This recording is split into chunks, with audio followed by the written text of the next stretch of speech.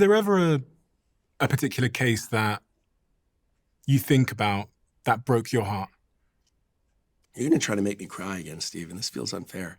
No, it's interesting because our conversation last time was so interesting because we spoke so matter of fact about the subject of love and marriage. Yeah. And then for me to also learn at the same time that you are a deeply emotional person. Yeah. What is the one case? I've had a few. I mean, one of them I wrote about in my book, which was it was a case that I won that I should have lost. I represented a pimp.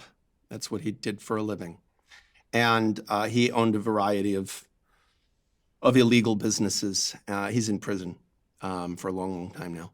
But at the time, he had very brutally abused a woman who he had children with. And we went to, there was a family court proceeding.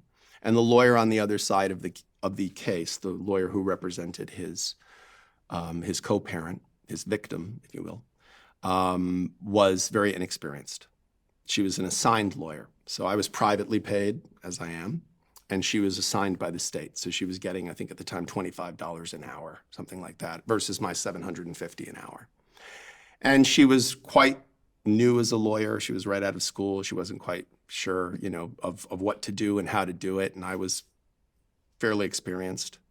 And a judge who was very impatient, who just was in a bad mood that day. I don't know what he had for breakfast or what it was, but he was an older judge. He'd been on the bench for probably too long. He retired a few years later. The key piece of evidence they had was a photograph of the way that of this woman's face after my client had allegedly beat her up quite badly. And getting a photograph into evidence is very easy, but it requires a very specific phrasing. So what you say is, I'd like this to be marked for identification. You mark the photo, and then you hand it to the witness, or you hand it to the court officer who hands it to the witness, and you say, I'm showing you what's been marked as petitioner's 1 for identification. Do you recognize that? Yes. What do you recognize it to be? It's a photograph. Does that photograph fairly and accurately depict your face after he beat you up? Or does it accurately reflect your face on the date you've been discussing? Yes.